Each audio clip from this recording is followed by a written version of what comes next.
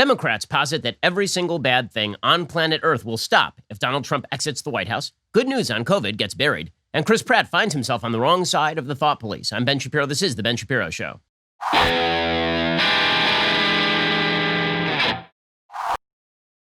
Today's show is sponsored by ExpressVPN. Don't let others track what you do. Keep yourself safe at expressvpn.com/Ben. Well, we have a lot to get to today. We'll get to all of it in just 1 second. First, you're spending way too much money on your mobile phone bill. You just are. On your cell phone bill, you're spending tons of money, and there is no reason for that. If your cellular plan is with Verizon, AT&T, T-Mobile, you're just paying way too much for the exact same coverage you would be getting right now with Pure Talk. Take a look at that cell phone bill where it shows data usage. The average person who switches to Pure Talk is using less than 4 gigs of data a month, but the big carriers are charging you for unlimited data. It's like paying for an entire row on an airplane, but you only need one seat. Why would you do such a thing? That's how Pure Talk saves the average person over $400 every year on their wireless service. Unlimited talk, text, and 2 gigs of data, all for just $20 a month. What happens if you go over on data usage? Well, nothing. They don't charge you for it. Folks, switching to Pure Talk is the easiest decision you will make today. Grab your mobile phone, dial pound 250, and say Ben Shapiro. When you do, you save 50% off your first month. Dial pound 250, say keyword Ben Shapiro. Pure Talk's going to save you a lot of money, and there's no reason for you to be spending that money with the other big cell phone providers. Instead, go check them out right now. Dial pound 250, say keyword Ben Shapiro. Dial pound 250, say keyword Ben Shapiro to get started. Pure Talk, simply smarter wireless. Okay, well, over the course of yesterday, it occurred to me as I was watching the news flash before my eyes that we have entered the converse of what we had during the Obama years. So during the Obama years, many in the media, many on the Democratic side of the aisle, declared that basically Barack Obama was a godlike figure. There was worship of Barack Obama across the land. The entire comedic infrastructure decided that jokes could no longer be told. We were told that Barack Obama was not funny in any way, which of course is asinine. Barack Obama was hilarious because the man had such pretensions to being a messianic prophet, and he fell short of those pretensions. That is inherently hilarious. But you can never make fun of Barack Obama. Instead, all of the humor was directed at Barack Obama's enemies because you cannot tell jokes about God. And that is the way that it works on the cultish left with regard to Barack Obama. He just wasn't funny. Right? He was like our father, is what Chris Rock said. Barack Obama was this father figure to so many folks on the Democratic side of the aisle. This cult of personality was built up around Obama, not just by Democrats, but by members of the media who declared it off limits to ask him tough questions. Or if you yelled a question at him, then you were considered a racist. I mean, the man was given the Nobel Peace Prize for the great accomplishment of being an alive human who was breathing and had the correct ethnic heritage. Right? That is literally why he was given the Nobel Peace Prize. So it is no wonder that there is another side to this Gnostic view of the universe in so many Democratic circles. So if Barack Obama is a sort of godlike figure, then this means that Donald Trump is the devil. Right? Donald Trump came in, he supplanted Barack Obama. He isn't a fallen angel in the mold of Lucifer. No, he is a malevolent force in the universe. Gnosticism posits that all of the universe is torn between these two forces. One is light and one is dark. And when it comes to politics, this is the same idea promulgated by our media. So Donald Trump is not just bad. Donald Trump isn't just a bore. He's not just a vulgarian. He's not just a man who says very bad things. He's not just a man who does dumb stuff or stuff that you disagree with. Donald Trump is a satanic, dark, malevolent figure, and all evil in the universe revolves around Donald Trump. And this is the image that has been built up about Trump. And you can sense it. You really can. When you talk to Democrats, the very idea that anyone would vote for Trump is akin to walking into a Catholic church and saying, I'm voting for Satan. It is akin to walking into any religious institution in America and declaring that you are on the side of the devil. That is how people view you if you say that you are going to vote for Trump. And you can see it in how people are treating this. I mean, first of all, there are the wild pagans out there who actually are engaging in pagan ritual because they hate Trump so much. There was a video that was flying around the internet over the course of the past week in which anti-Trump protesters literally set an American flag on fire and then ate a bloody heart. Well, meanwhile, shouting about Indiana Jones or something. Here was a little bit of that.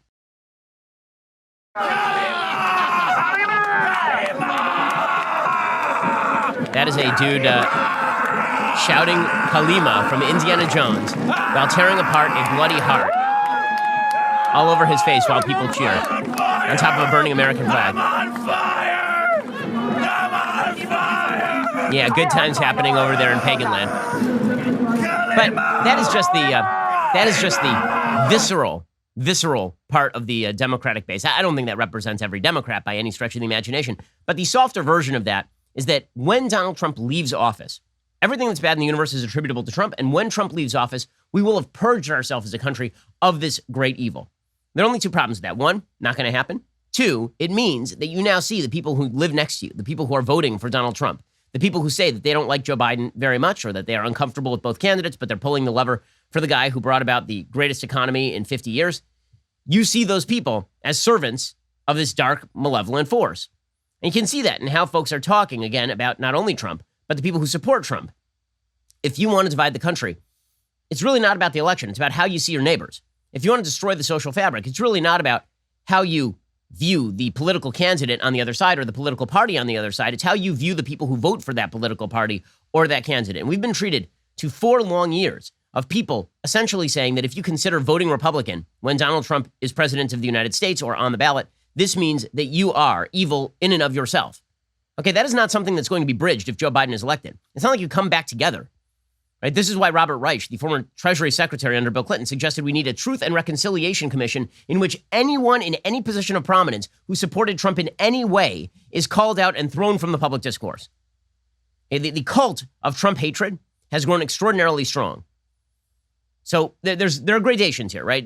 First, you get the crazy people who are ripping apart, I assume, pig hearts on public streets. Then you get Keith Olbermann, who's only slightly less crazy. Keith Olbermann, very serious commentator. You can tell he's serious because he went to Cornell Agricultural School. And let me tell you that Donald Trump is the worst, the most malevolent, the most evil, the cruelest, the most disgusting human being who has ever or will ever walk the earth. Keith Olbermann, go.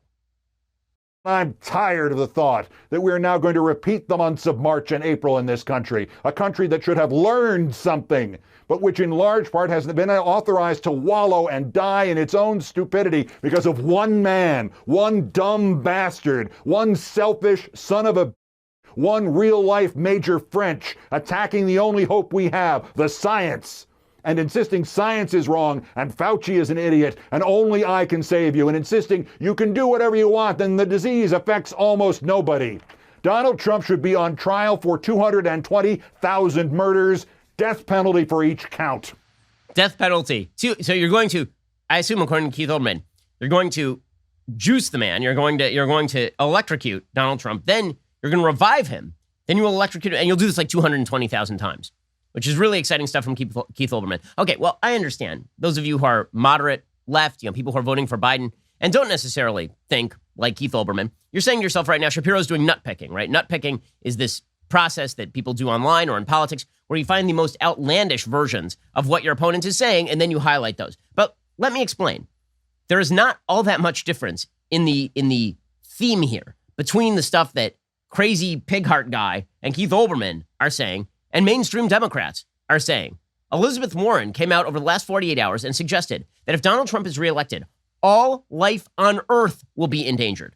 Not just human life, not just like during his term, all life on the planet, plant life, animal life, that badger you love so much, all of them will be endangered by Donald Trump's presence in the Oval Office. This is something Elizabeth Warren, right, the intellectual of the left. Remember, she's the lady with the plan. She's the lady with the sweaters and the plan. She is the person saying that literally all life, he's like an asteroid, Donald Trump. He's going to come at the earth and the dinosaurs are dying. Here is Elizabeth Warren declaring exactly the same thing as Pig Heart Guy. He not only hasn't made things better, he has actively made them worse. He withdrew us from the Paris Climate Accord. He's put a coal lobbyist in charge of the Environmental Protection Agency. What could possibly go wrong? He has opened up for offshore drilling, and he has said yes to the oil companies. They can drill in the Arctic National Wildlife Preserve. Donald Trump threatens the existence of human life, of all life on this planet. All life on this planet is threatened by Donald Trump. Unless you think it's just the crazy senator from Massachusetts, it's Barack Obama. I mean, Barack Obama tweeted out in the middle of the California wildfires that your life literally depends on Donald Trump not being in office. He tweeted out pictures of the wildfires and the bad air quality in San Francisco, which, by the way, again, last I checked, California is a Democratic state, and it's wildfire management that is largely responsible for the wildfires in California. We talked about this at length. Global warming may be responsible for a slight uptick in wildfires over the course of the century, but it is not responsible for the kind of wildfires we saw in California this year. That is solely due to forest management. But Barack Obama tweeted out, quote, The fires across the West Coast are just the latest examples of the very real ways our changing climate is changing our communities. Protecting our planet is on the ballot. And then he concluded, vote like your life depends on it, because it does. Your life depends on how you vote, right? You will die. You will be condemned and consigned to hell on earth if Donald Trump is elected president. Michelle Obama said the exact same thing. And she gave a speech where she said that you have to vote like your life depends on it, because it does. Your life literally depends on Donald Trump not being president of the United States, which is patently crazy. I'm sorry, that's nuts. There was no point at which I believed that if Barack Obama was reelected in 2012, life on planet Earth was in existential danger, or I was going to die, or family members were going to die because Barack Obama was president of the United States. You have to believe that politics is religion, and religion has set up this Gnostic binary between absolute good and absolute evil. That is the only way you can come to this conclusion. This is a cult-like behavior.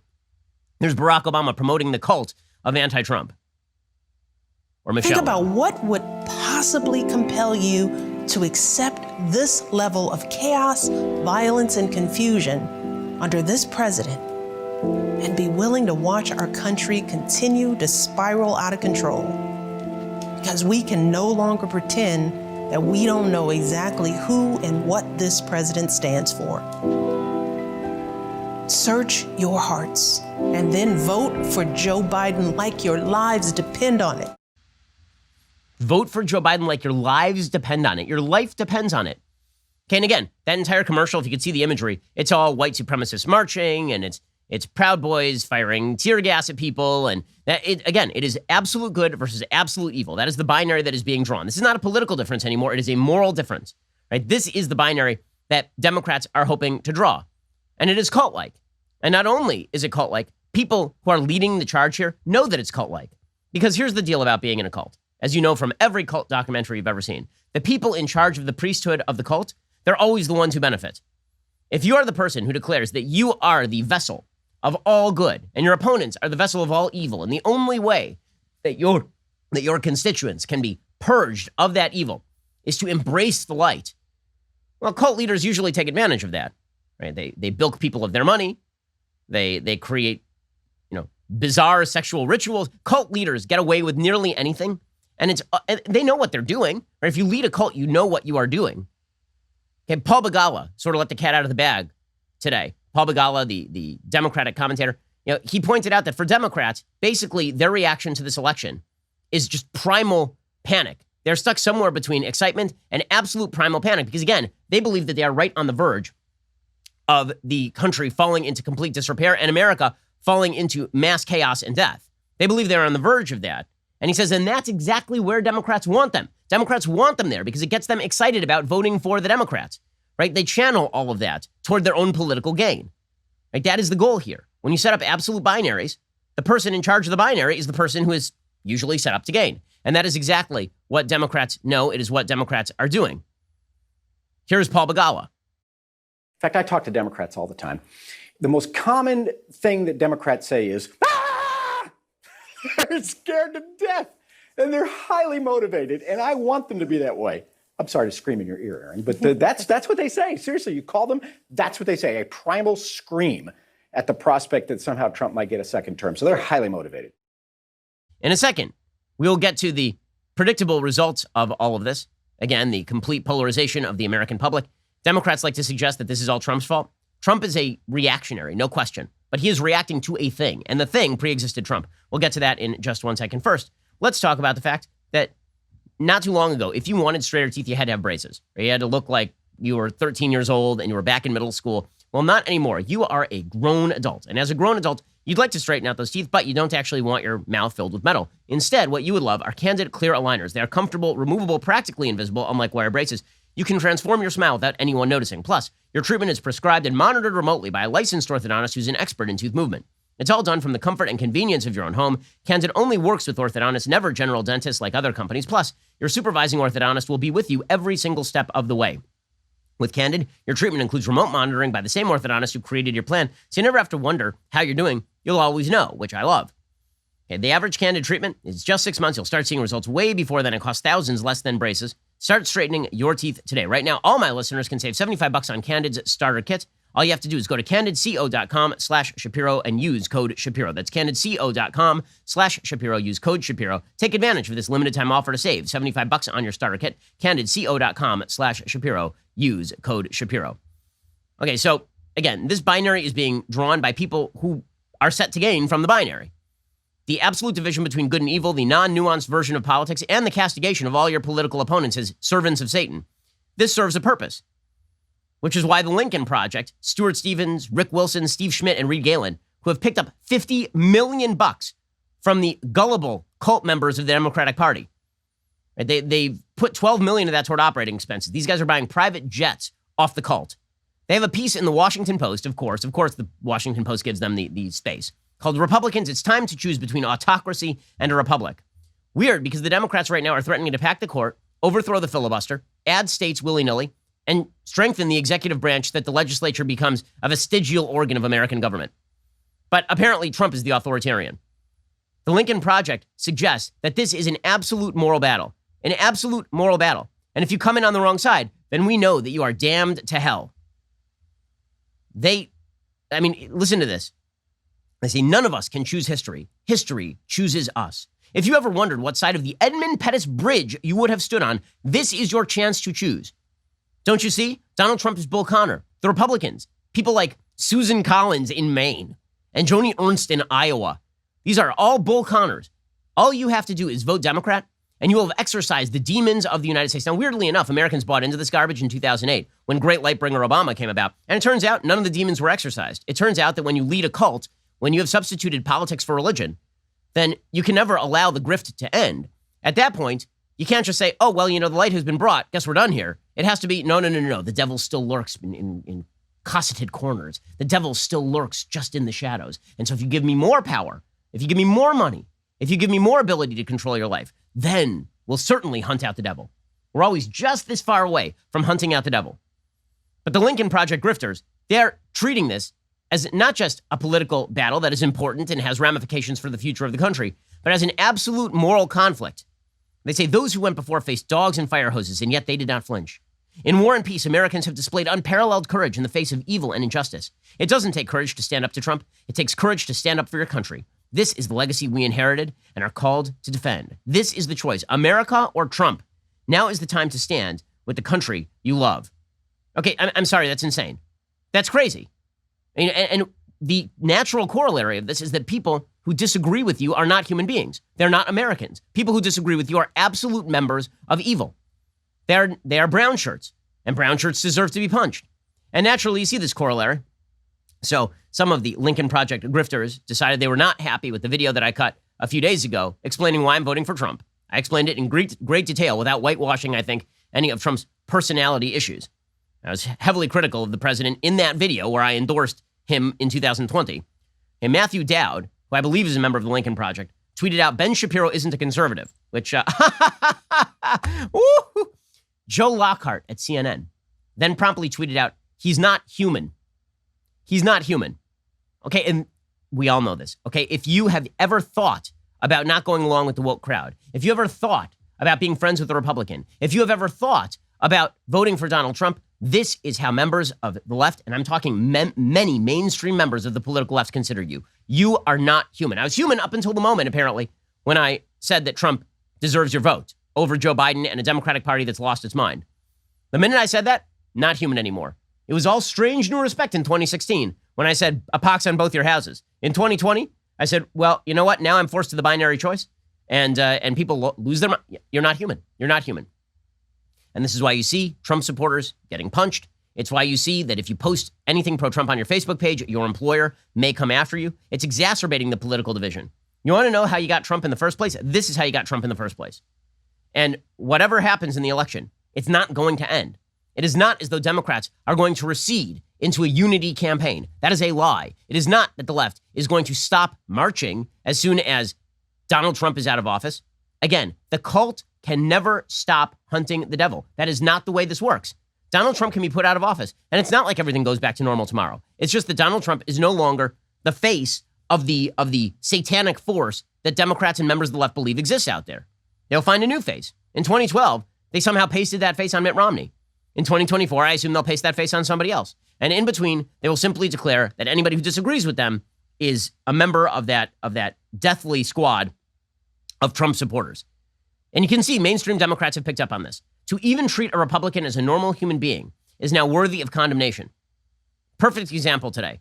Chuck Schumer, the Senate Minority Leader, he came out and he condemned Dianne Feinstein. Dianne Feinstein is one of the leftmost members of the United States Senate. She was my senator in California for my entire life, essentially. I think she was elected in 1994. Okay, very hard left senator. But in the aftermath of the Amy Coney Barrett hearings, she said that the hearings were civil and nice, and then she hugged Lindsey Graham. This was a sin against the cult. And Chuck Schumer, member of the high caste of the priesthood of the anti-Trump cult, he says that Dianne Feinstein must be mansplained to. Some progressive groups have spoken out criticizing Senator Feinstein for her handling of the hearings.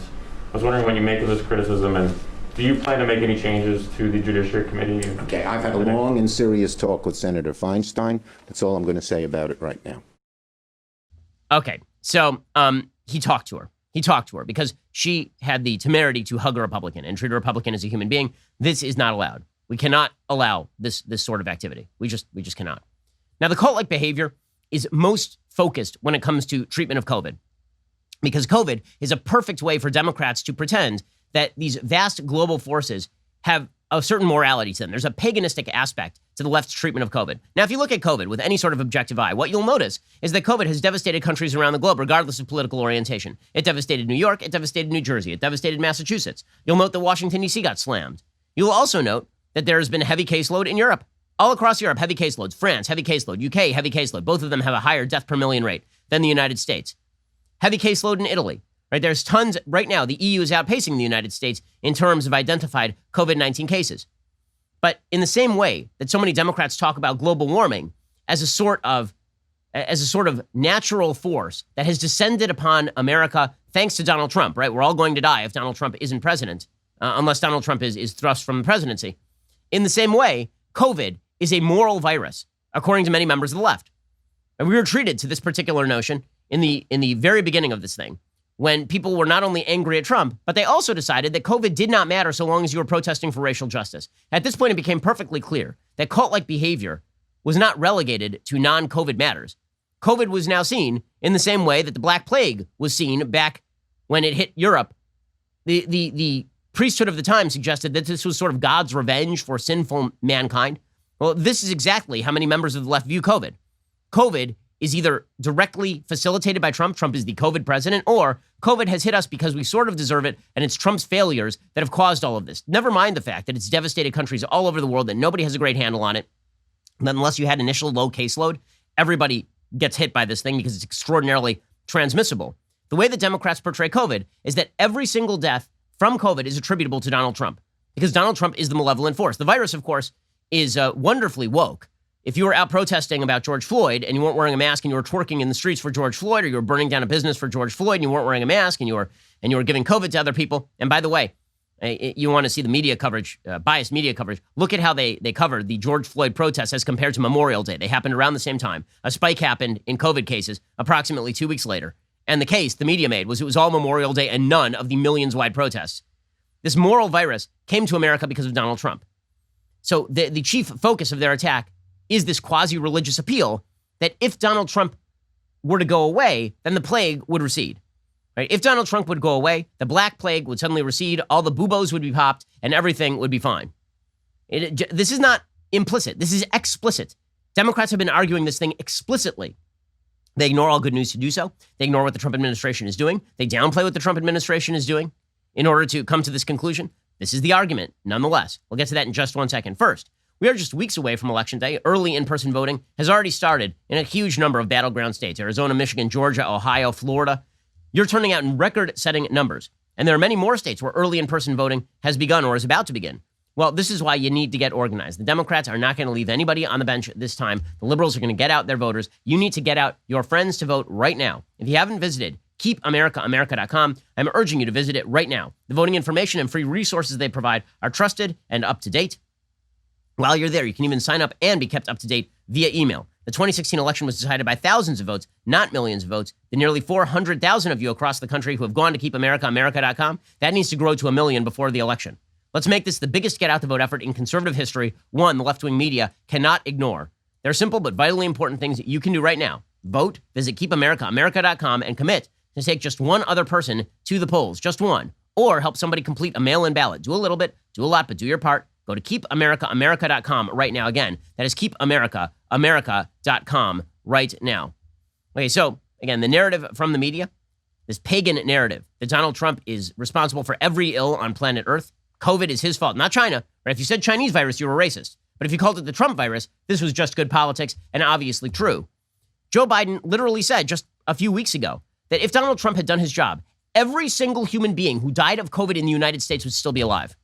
That's an insane statement. It was trotted forth at the DNC, by the way. Right? They literally put out a video of a woman from Arizona who said that because her father voted for Donald Trump and believed Donald Trump, he was dead from COVID. That's nuts. The vast majority of people in the United States who have died from COVID, I would bet you money, did not die having voted for Donald Trump, because blue states have been hit harder in terms of death than red states have. Okay, turns out the virus doesn't care about your politics. But Democrats, members of the media, they certainly care about your politics. And so they're going to use the brickbat of COVID to suggest that this nefarious dark force, this miasmatic evil that is Donald Trump, he goes away, everything will get better. Here is Joe Biden suggesting that every death in America attributable to COVID is actually attributable to Trump. If the president had done his job from the beginning, all the people would still be alive. All the people, I'm not making this up, just look at the data. Look at the data. Okay, every single one of them, look at the data, and then they appeal to science. Right? So their twin gods are the Democratic Party and science, right? Joe Biden and science, except for the fact that, of course, they don't believe in science too much. Right? Boys can be girls and girls can be boys, and babies inside the womb are clusters of mere cells.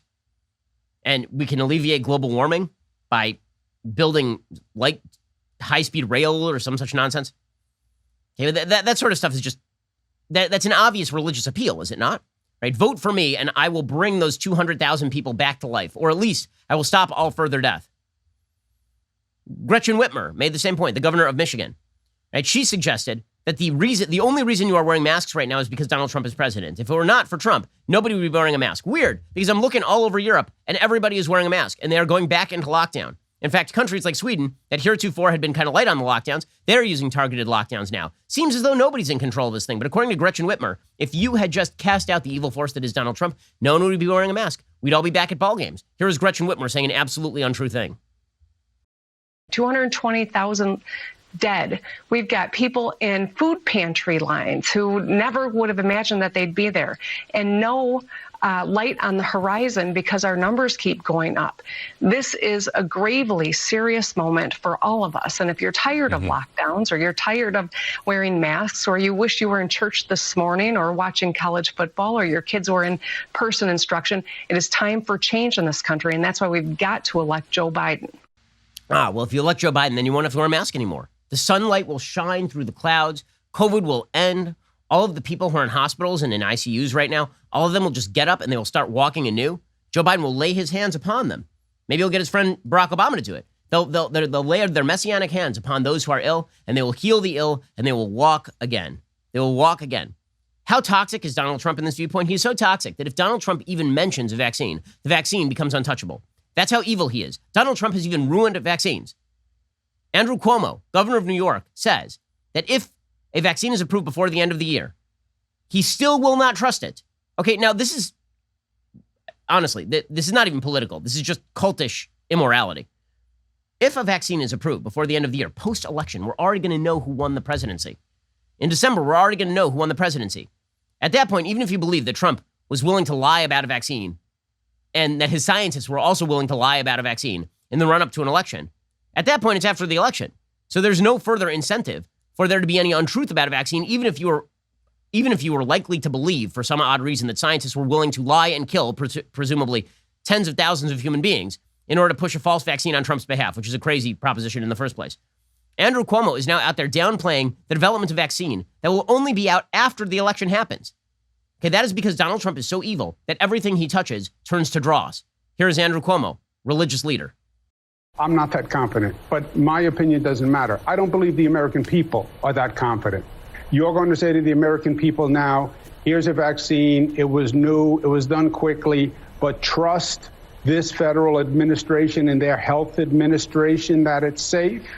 and we're not 100% sure of the consequences, I think it's going to be a very skeptical American public about taking the vaccine, and they should be. They should be. They should be skeptical about taking the vaccine, even after the election, even when Trump isn't going to be the lead on this thing.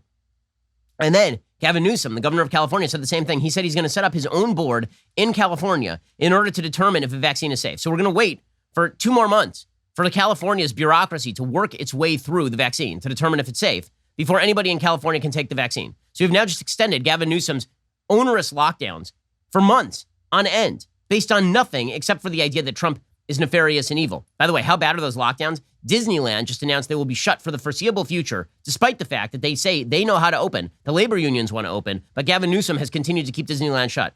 Worth noting, Disney World, here in Florida where I am, Disney World has been open since June. They have apparently 0 outbreaks at Disney World. But still, you can't go to Disneyland in California because Gavin Newsom says so, because Trump is evil. Here is Gavin Newsom. California today is launching now more formally a scientific safety review, a work group of 11 individuals, experts in their field. These are top health experts that will independently review any FDA-approved vaccines. Don't worry. The question I often get is, are you going to take someone's word for it as it relates to vaccines? Of course, we don't take anyone's word for it. We will do our own independently reviewed process with our world-class experts. The FDA is bad now because the devil got to the FDA, right? Donald Trump was in charge of the FDA, therefore the FDA is corrupt, therefore the FDA will put out flawed vaccine in order to harm Americans post-election when it doesn't matter to Trump's electoral prospects one iota. Makes perfect sense. The only way to make sense of this, again, it is a moral battle. By the way, all of this requires you to completely ignore actual good things happening on the ground. We are going to develop a vaccine. It will happen, presumably by the end of the year, according to Pfizer. Not only that, 2 new peer-reviewed studies, according to NPR, are showing a sharp drop in mortality among hospitalized COVID-19 patients. The drop is seen in every group, including older patients and those with underlying conditions, suggesting that physicians are getting better at helping patients survive their illness. The study, which was of a single health system, finds that mortality has dropped among hospitalized patients by 18 percentage points since the pandemic began. That actually is understating the size of the drop. Why? Because it depends on proportionality. Patients in the study had a 25.6% chance of dying at the start of the pandemic. They now have a 7.6% chance of dying. Okay, so that is a reduction from nearly 26% to nearly 8%. So put that another way, that is about a 300% reduction in death rate in hospitals, right? Or put a different way, it's about a 75 to 80% reduction in death rate in hospitals. That's pretty impressive, is it not? That's pretty incredible, is it not? That's good news that we should be celebrating. And maybe it should be an impetus for us to start opening things up again. Yes, being careful. Yes, socially distancing. Yes, mask wearing when we can't stay away from other people. But instead, it's everything is wrong, everything is bad, we're all going to die, unless we get rid of Trump, in which case everything will be good again. Not only that, I mean, we can tell, the data are out there now, that death tolls are up in non-vulnerable populations from a wide variety of other diseases thanks to lockdown. Excess deaths, for example, from all causes, was up among adults aged 25 to 44, 26.5%. Right, that is the largest number of excess deaths by percentage. Right, there are lots of excess deaths in the elderly age range, but excess deaths generally means people who would not have died anyway. Elderly people are more apt to die from a wide variety of other causes. Excess deaths among young people are really up extremely dramatically, and a lot of that is deaths of despair. We are seeing highs in terms of deaths of despair. We are seeing that in Great Britain, for example, figures from the Office for National Statistics for March to September reveal that almost 1,000 deaths are being recorded every week, up 26,000 on the same period last year. Among the biggest killers are diabetes, up 86%, Parkinson's, 79%, prostate cancer, 53%, breast cancer, 47%, and bowel cancer, 46%. So there's excess deaths of despair in young people, and then among people who are older, there are a lot of people who are not going to the hospital when they should be. So what does the data tell us? It tells us that we shouldn't be locking down. We should instead be cautious, and we should be open. And there's good news. Our hospitals are getting better at this. Instead, everything comes down to Trump in the United States. We ignore the fact that this virus is not relegated to the United States alone. And instead, it all becomes about, if we get rid of Trump, then magically the sun will shine again. Perhaps the clearest example of this is how Democrats are treating schools. So the data are in. Schools are not unsafe. They are not unsafe. There's a piece in the Wall Street Journal today by David Henderson and Ryan Sullivan. Tens of millions of students started the school year completely online, including those in 13 of the 15 largest school districts in the United States. The primary reason is concern over safety for students and staff. but recent data are shifting the discussion on school safety and infection rates of COVID. They argue strongly for opening K through 12 schools. Previous evidence has suggested schools are not super spreader.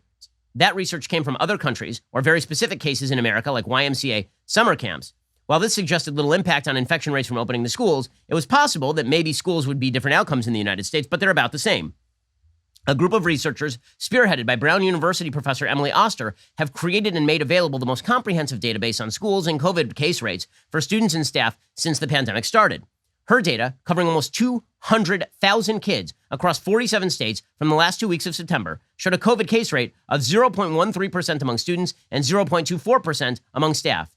That's a shockingly and wonderfully low number. By comparison, the overall U.S. case rate is 2.6%, an order of magnitude higher. Other research has shown hospitalization and fatality rates for school-age children are also extremely low. People 19 and younger account for only 1.2% of COVID-19 hospitalizations in the United States during the peak of the pandemic. The CDC reported that of all COVID-19 deaths up to October 10th, only 74 were of children under age 15. During the 2019-2020 flu season, the CDC estimates that 434 children under 18 died of the flu, but we don't shut down schools over the flu. How about teachers? Well, it turns out that various countries that never shut their schools say teachers have the same fatality rate as people in other professions. The cost of reopening the schools, measured in hospitalizations and fatalities, is low. Okay, it doesn't matter. Again, the pagan argument goes that so long as Trump is president, we cannot open the schools under any circumstances. It's Trump's fault the schools are closed, and therefore if Trump goes away, we can talk about reopening the schools. Otherwise, the schools stay shut. Again, this is a pagan argument. You have now substituted politics for religion. And if you get rid of this evil, nefarious Trump, everything goes back to normal magically. The light shines once more. Okay, we'll get to more of this in just 1 second. First, I got to talk to you about a service that is absolutely going to blow you away. So right now, look on your phone. Okay, on your phone, you have many, many pictures. Many of them are beautiful and wonderful. You'll look at them once, you show them to all your friends, but then you never actually put them anywhere, right? You don't print them out. You don't do anything with them. Why? Because it's a hassle. It's a pain in the butt. I'm going to give you the easiest and best and most beautiful way to display your favorite photos. It is super simple. I've done it myself. It is incredible. I'm talking right now about my friends at MyPhoto. Right now, find your favorite photo on your phone. Okay, and then email that photo to ben@myphoto.com. Again, that's ben@myphoto.com. You don't need to put in a subject line even. In seconds after you email it, MyPhoto is going to send you back your photo already placed on all kinds of products. If you love what you see, you can buy right from the email. It's really cool. It's really easy. You can see exactly what you're buying, and it's free to try, so give it a shot. Okay, I have a couple of acrylic photos from myphoto.com. They are beautiful. I mean, they just look spectacular. So much better than just printing out a photo and putting it in a frame. It's a giant pain in the butt to do that. Instead, email your favorite photo right now. Use your phone. Email your favorite photo to ben@myphoto.com. You can see all the various options. These are photo products handmade of metal, wood glass, and more. You'll want one for yourself. You'll want to order one for your family members as a gift. It's never too early to shop for the holiday season. In fact, get it out of the way right now. By the way, I know the founders of myphoto.com. They are fantastic, honorable, honest folks. I know them really well, and their service is an amazing service. Do it right now. It's crazy easy. It's crazy fast. Email it to ben@myphoto.com. You'll be able to get 25% off your order just because you did that, just because of moi. Once again, email that photo right now to ben@myphoto.com. In seconds, MyPhoto will send you back that amazing email for you to see your picture on all of their products. And from that email, if you like what you see, you can buy any of their great photo products. And again, you get 25% off your order when you use that ben@myphoto.com. Just go there, pick your favorite pic, email it right now. It's free to see. There's no obligation. Email that photo today to ben@myphoto.com. Okay. We're going to get in a second to the cultic refusal to open up the schools until post-election. We'll get to that in just 1 second. First, you may have noticed this has been a completely insane year. Statues toppled, coupled with radical rioting, looting in American cities. It can feel at times like America is coming apart.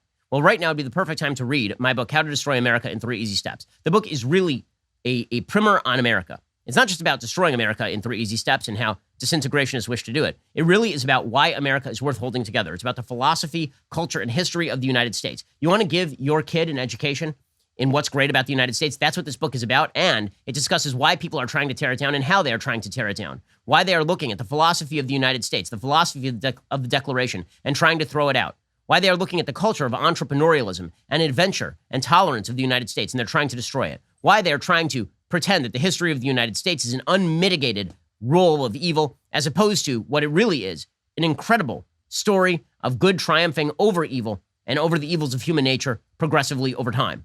Check out my book, How to Destroy America in 3 Easy Steps. It is not just relevant for the election, it is relevant long past the election. It is the best inoculation against leftist claptrap, I think, if not ever written, then certainly on the market today. Go check it out right now, How to Destroy America in 3 Easy Steps. Now, meanwhile, as with everything in 2020, there's been a lot of drama with the presidential debates, but we are ready for the second and final debate this Thursday. Join us at 8:45 p.m. Eastern, 5:45 p.m. Pacific for an all-new episode of Daily Wire Backstage. You can watch the debate with us. You can get our immediate live reaction to this major political event. Even better, join Daily Wire right now as an insider or all-access member. Get 20% off with code DEBATE, so you can watch all the debate coverage live on our Apple TV or Roku app. Members get our articles ad-free, access to all of our live broadcasts and show library, the full 3 hours of The Ben Shapiro Show, exclusive Readers Pass content, available only to Daily Wire members. If you're considering an all-access membership, you get to join us on All Access Live every night for online and live stream discussions. You also get not 1, but 2 Leftist Tears tumblers with your membership, as well as early, sometimes exclusive access to new Daily Wire products. So become a member today. Watch the debate with us. Over at dailywire.com, YouTube, and Facebook, get 20% off your Daily Wire membership with code DEBATE when you sign up today. You are listening to the largest, fastest-growing conservative podcast and radio show in the nation.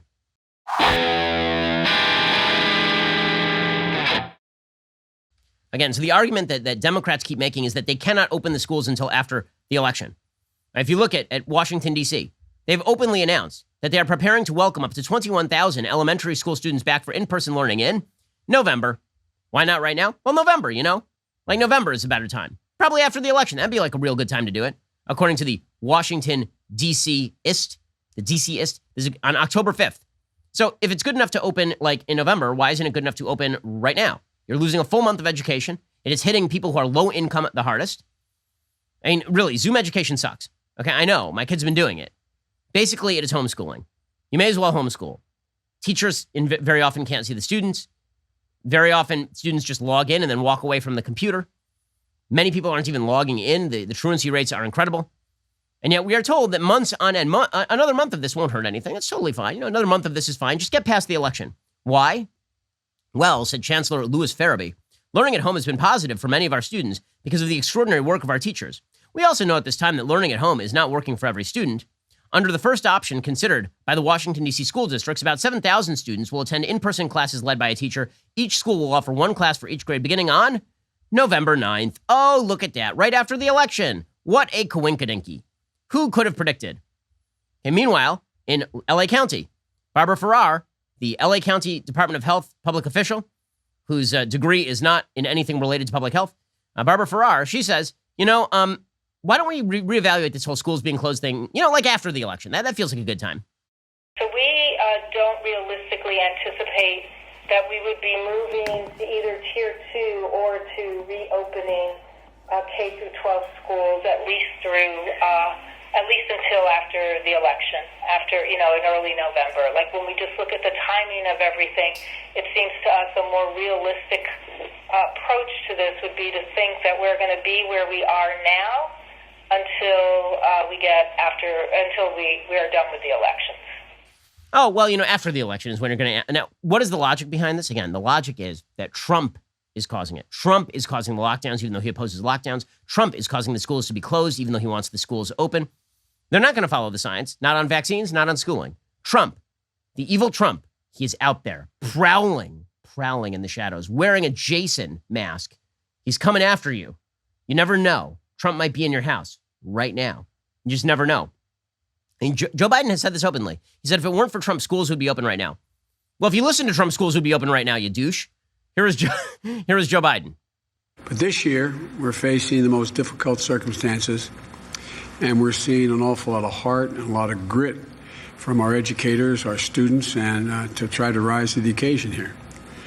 But our government hasn't come up to that bar. They haven't shown much grit at all or determination.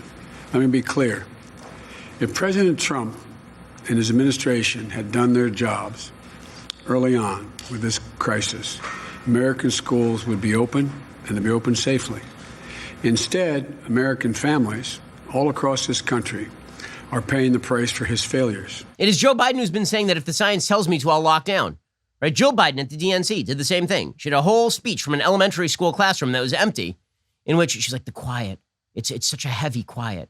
And then she made the overt religious appeal, right? It's quiet because of Donald Trump. But Joe will make us whole. Now, let me tell you something. if you believe this crap, you're a sucker. Okay, you're a sucker to believe it about Obama. If you're on the right and you believe that Trump is a cult leader, you're a sucker. Anybody who believes a political leader ought to be trusted with this kind of power or believes that this person will be the solution to all your problems, you're a sucker. And politicians know that you are a sucker. But there's a sucker born every single minute. At least you could be forgiven for thinking of Barack Obama, who's at least very well styled rhetorically and spoke in these lofty terms. At least you could be forgiven for treating him as some sort of quasi-messianic figure, I guess from a political observational standpoint. Treating Joe Biden as a messianic figure? Are you out of your damn mind? He's a geriatric old corrupt senator. I mean, like, what are we even talking about? It's Boss Tweed. Wow, Messiah Boss Tweed over here. Okay, here was Joe Biden saying that the silence is heavy, but Joe will remove the silence. Again, that the light will begin to shine. In Hebrew, Bas Kol, the voice of God will emerge from the clouds. It'll be like Sinai, and it'll come down going, come on, man. Here is Joe Biden. This quiet is heavy. You can hear the anxiety that echoes down empty hallways. There's no scent of new notebooks or freshly waxed floors. I know that if we entrust this nation to Joe, he will do for your family what he did for ours. Bring us together and make us whole. Meanwhile, if you doubt any of the prevailing COVID narrative that is being put out by the media or by the Democrats, then this means that you are engaging in ultra-crepidarianism, right? Which is a big word that just means operating outside your sphere of knowledge. Right? So Jake Tapper and Sanjay Gupta. Sanjay Gupta, by the way, is a neuroscientist who misread Chris Cuomo's lung charts on air on CNN. He accuses Scott Atlas of engaging outside of his field of expertise, ignoring the fact that there are a lot of people who disagree with Anthony Fauci about particular policies, including Jay Bhattacharya from Stanford, who actually is an epidemiologist. There are lots of epidemiologists out there. They don't all agree with Anthony Fauci on everything there is to say. But again, the idea is that we have set up this coterie, this beautiful priesthood of the knowledgeable. And the knowledgeable are Democrats and people who Trump doesn't like Anthony Fauci. Here was Sanjay Gupta and Jake Tapper accusing Scott Atlas, who is one of the White House advisors, of engaging in ultra-crepidarianism, while meanwhile engaging in ultra-crepidarianism, because neither Sanjay Gupta nor Jake Tapper are epidemiologists. Dr. Scott Atlas is a neuroradiologist. He is not an expert on infectious diseases. And this is what President Trump likes to do. He likes to get these people like oral surgeons who are not experts on infectious disease attest to either how great he is or how the pandemic should be treated, how the federal response should be. Dr. Scott Atlas might be a very smart guy, but what he is doing right now is reinforcing these beliefs. He tweets out masks, no, that tweet has to be taken down. Okay, so again, it is fun to watch as we say that Scott Atlas knows nothing, but Sanjay Gupta knows everything, which is an interesting take. Now, here is the beauty of living in this world. If Donald Trump is the devil, then that's the only way that you can get Joe Biden to be what you need him to be, if you want people to be enthusiastic about voting for him. Or if you want people enthused about voting for Joe Biden, you somehow have to transform this near 80-year-old, near octogenarian, non-coherent, finger in the wind, corrupt politician, career-long corrupt politician who has sponged off the public dime since he was 30 years old. You have to treat that guy as a sort of light bringer, a bringing together dude, right? And that's a hard task. So the worse Trump is, the better Biden is by contrast. So while Joe Biden declares that the people who don't support him are not black, if they are black and support Trump, they're not actually black. While Joe Biden declares that if you support Trump, then you're probably a racist. While Joe Biden declares and has his surrogates declare that all human life on earth is put in danger by Donald Trump's presidency, which means that if you support him, you are by nature, by simple logic, you are now supporting the end of all human life on earth and animal life and plant life, according to Elizabeth Warren. That guy is now portraying himself as Captain Unity. Because again, if you give him power, everything not only goes back to normal, it's better than it ever was. The lion lies with the lamb. All of your swords are beat into plowshares. Jeffrey Toobin stops beating other things. Right? Everything just messianically fixes itself. And that is this new Joe Biden ad narrated by Sam Elliott. It's an ad that any Republican could have cut. Okay, but here is Joe Biden's closing pitch, which is, I am America. There is only one America. No Democratic rivers. No Republican mountains. Just this great land.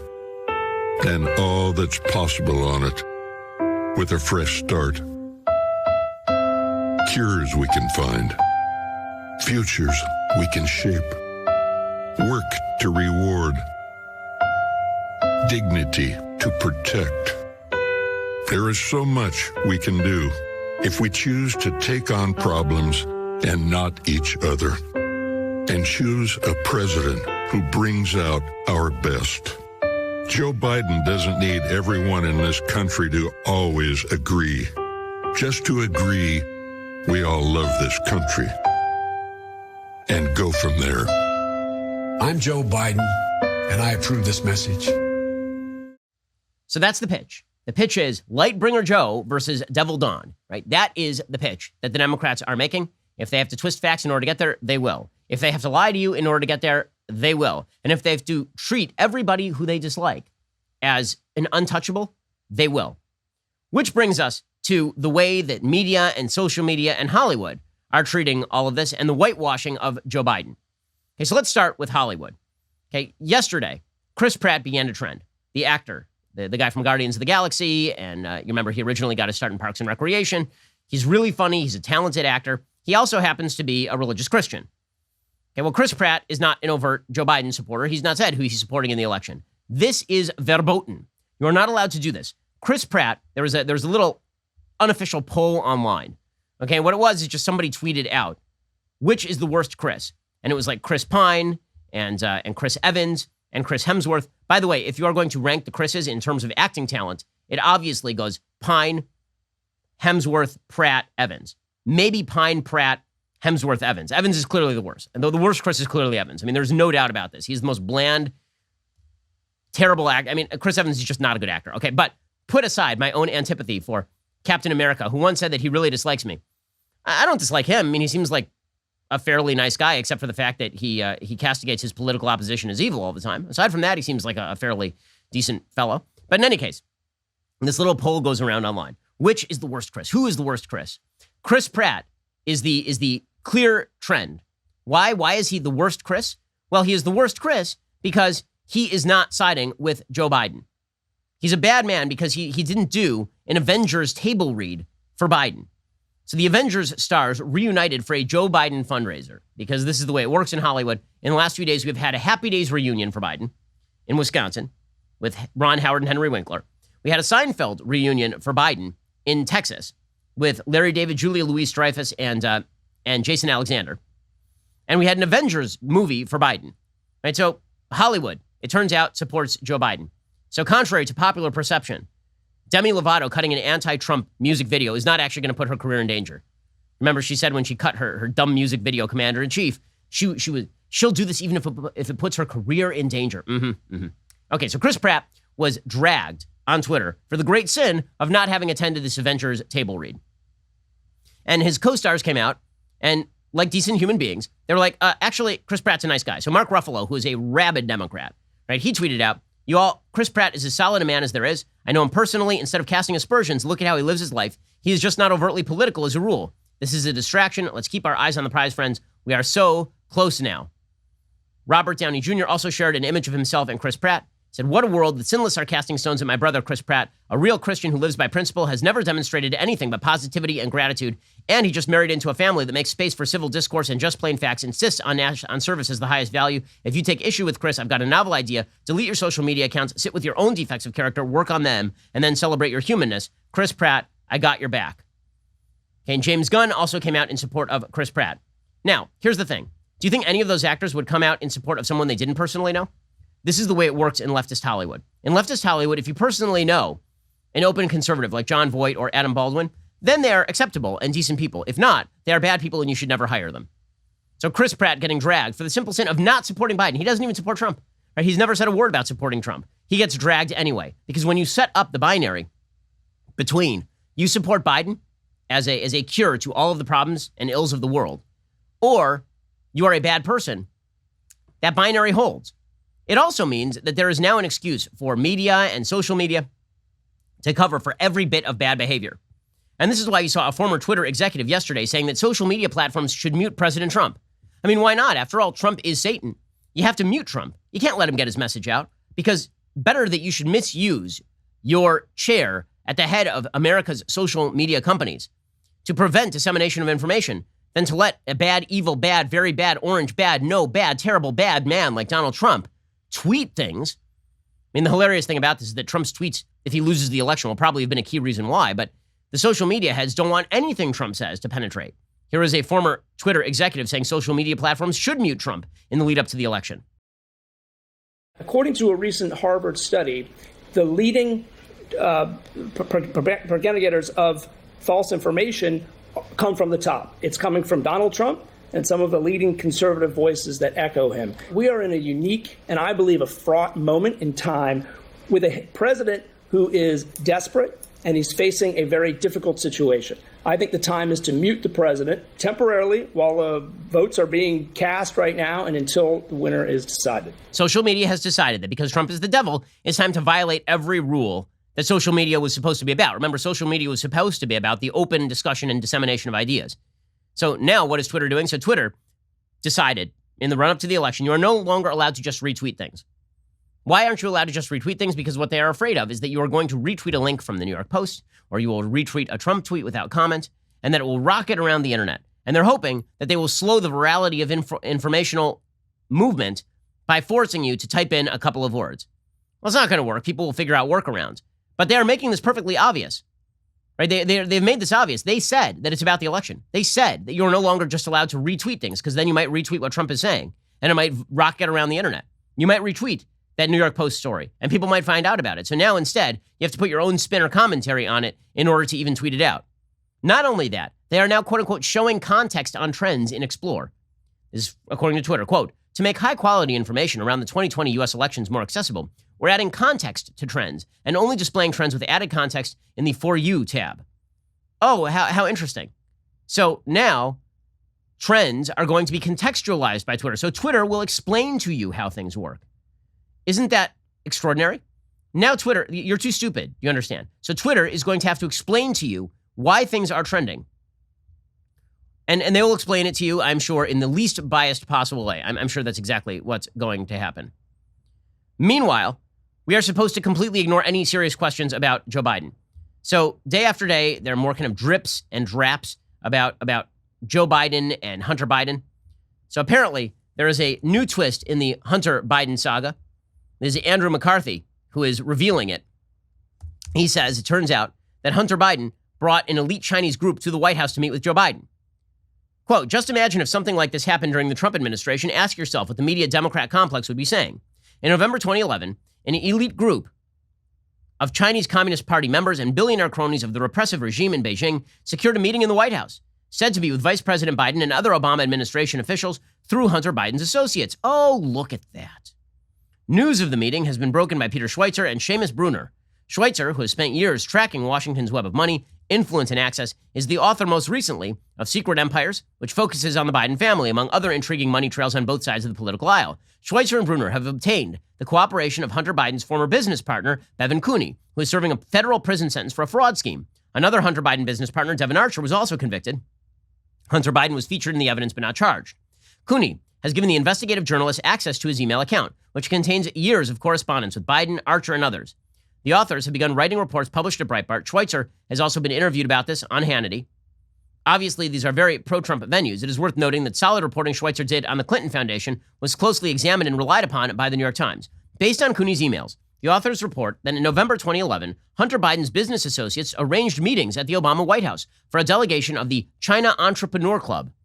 Established in 2006, the CEC is led by high officials of the Chinese Communist Party, some government officials, including diplomats, and billionaire business executives with close ties to the regime. This visit to the White House is said to have included a meeting with then Vice President Biden. In discussions amongst themselves, Hunter Biden's associates reportedly made it clear they anticipated cashing in on business prospects that were expected to arise from providing the Chinese with high-level access to the Obama administration.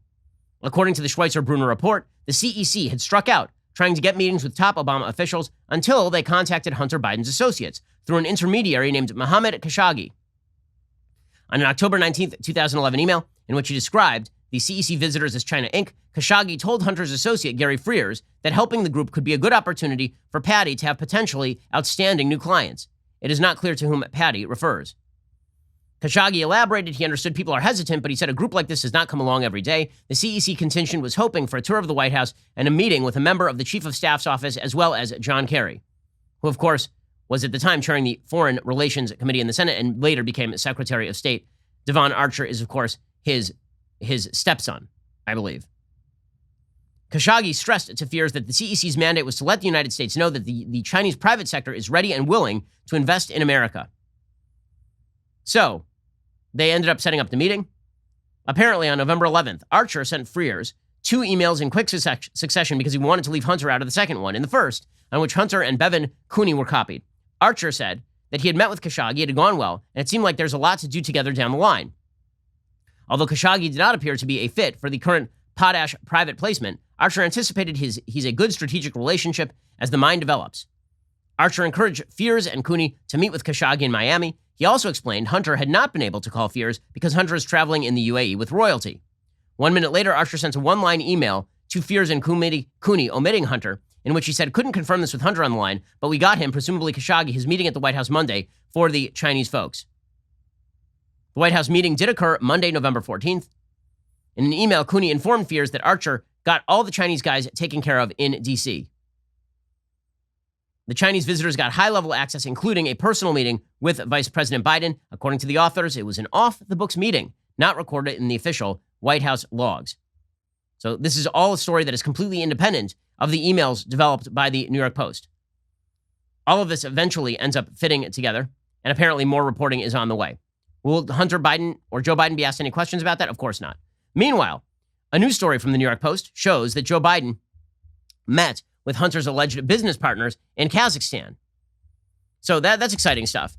So apparently, Hunter was trading on Daddy's name, and Daddy full well knew about it. A new photograph has emerged of Democratic presidential nominee Joe Biden posing with Hunter Biden and Kenneth Rakashev, a Kazakh oligarch who reportedly worked with the former Veep's scandal-scarred son.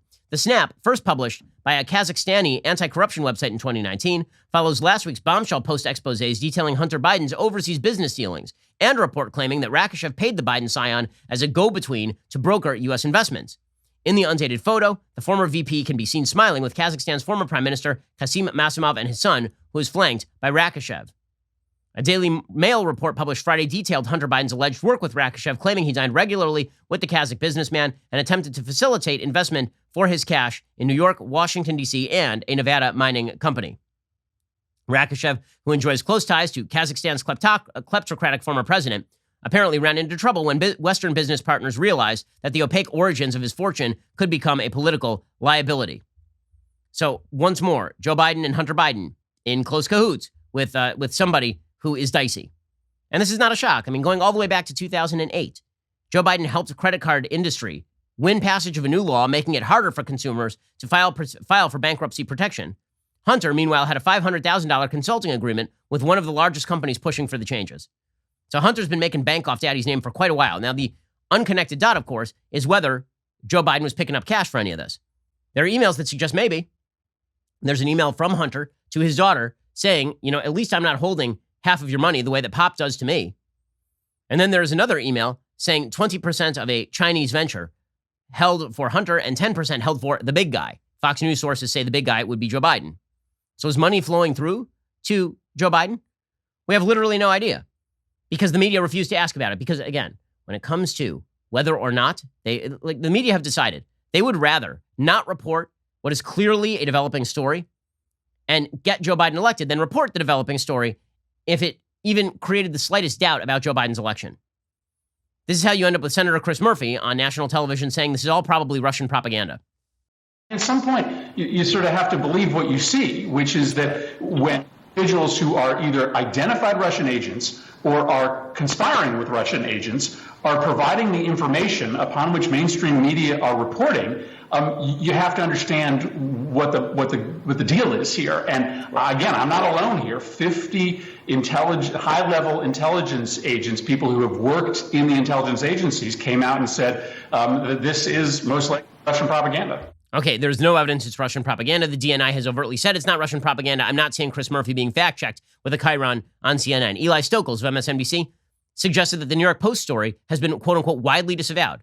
It has not been widely disavowed. There's literally not one aspect of the New York Post story that has been debunked yet. The Biden campaign refuses to say the emails are inauthentic or even to explain the emails. This has not been debunked. There's just a lie here from Eli Stokols. It's largely that no one can tell him to stop, and also that he thinks this is a winner, and he's just looking to repeat exactly what he did in 2016, trying to recreate the October surprise instead of Comey and the letter. He's hoping to get some traction about the New York Post story that's been widely disavowed and is very dubious, and he's trying to do that. To defend the cult leader, you must ignore everything bad about the cult leader, or any possible bad thing about the cult leader. If you've turned politics into a cult, it justifies nearly anything, which is why you see the Associated Press today reporting on behalf of Antifa members. Quote, AP finds most arrested in protests aren't leftist radicals. Well, then who are they exactly? So what they say is they don't have a history of leftist radicalism before they started burning cop cars. I mean, really, this is what they say. It's hilarious. They say, not to say there hasn't been violence. Police cars have been set on fire. Officers have been injured and blinded. Windows have been smashed. Stores looted. Businesses destroyed. Of more than 300 arrested, there are about 286 defendants. Others had charges dropped. Some live in cities like Portland and Seattle, where local prosecutors declined to bring protest-related charges. Some of those facing charges undoubtedly share far-left and anti-government views. So aren't they leftist radicals? But they say many have had no previous run-ins with the law and no apparent ties to Antifa. Well, you don't have to have like official ties with Antifa to be in the middle of an Antifa violent riot. My favorite thing in this article is that they say these people were just misguided. They were just misguided. First of all, I'd like to point something out. If you want to talk about, there's a racial narrative about criminal justice, which is that if you are a suburban white person, you get a different standard of criminal justice than if you're an inner city black person. The AP here is openly stumping for it in order to defend Antifa. Right? They're now saying that if you go and burn a cop car, but you're a white person from a suburban area, you should be treated differently than if you're a black person in the inner city and you burn a cop car. That's basically what they're saying right here in this Associated Press piece. But everyone on the left will simply ignore that because it is inconvenient to their narrative. I love this. They actually say in the article that people just let their passions get the best of them. I really, this is a thing that they say in the article. They say, you know, sometimes people just like randomly go off. They randomly go off. They just, they go a little bit too far. Now, I know that when I go a little bit too far, that's what I do. I grab a laser pointer and then I blind a federal officer. That's what I do when people go a little bit too far. That's just how I roll. I get a little bit too passionate and I immediately set a cop car on fire. This is literally what they say, quote, an AP review found most of those arrested in U.S. protests look like regular citizens caught up in the moment. Many are young suburban adults. Oh, so they're white and suburban, so we treat them differently, I guess. Regular citizens caught up in the moment. I can't, you know, every time I get caught up in a moment, like I'm just at a baseball game and I'm caught up in the moment, or I'm at a religious ceremony, it's like the end of Yom Kippur, I get caught up in a moment. First thing I do, I grab a crowbar and I just try to beat the living hell out of a cop. I know about you. That's what I do. Caught up in the moment, man. At my wedding, I was real caught up in the moment, pretty excited about that thing. I grabbed a can of petrol and I set somebody on fire. It was good times. Hey, like, to justify this election outcome, the media, social media, they're willing to do anything. They're willing to defend any action. It's incredible. Okay, well, here's the thing. There could be a backlash to this. Maybe it won't come on November 4th. Maybe it won't come the day after the election. Maybe the backlash won't be the election itself. Maybe that backlash is going to continue to brew. And when it comes, it could be a lot more sweeping than anything that we saw in 2016. Because Democrats are just putting a lid on it. Meanwhile, stoking the flames underneath. Meanwhile, declaring that half of Americans who disagree with them are deplorable, evil people who support the end of all life on earth, according to Elizabeth Warren. Alrighty, we'll be back here later today with 2 additional hours of content. Otherwise, we'll see you here tomorrow. I'm Ben Shapiro. This is The Ben Shapiro Show. The Ben Shapiro Show is produced by Colton Haas. Our technical director is Austin Stevens. Executive producer, Jeremy Boring. Our supervising producers are Mathis Glover and Robert Sterling. Assistant director, Pavel Wydowski. Our associate producer is Nick Sheehan. The show is edited by Adam Sayevitz. Audio mixed by Mike Coromina. Hair and makeup is by Nika Geneva. The Ben Shapiro Show is a Daily Wire production. Copyright Daily Wire 2020. Hey everybody, it's Andrew Klavan, host of The Andrew Klavan Show. You know, some people are depressed because the American Republic is collapsing, the end of days is approaching, and the moon has turned to blood. But on The Andrew Klavan Show, that's where the fun just gets started. So come on over to The Andrew Klavan Show and laugh your way through the apocalypse with me, Andrew Klavan.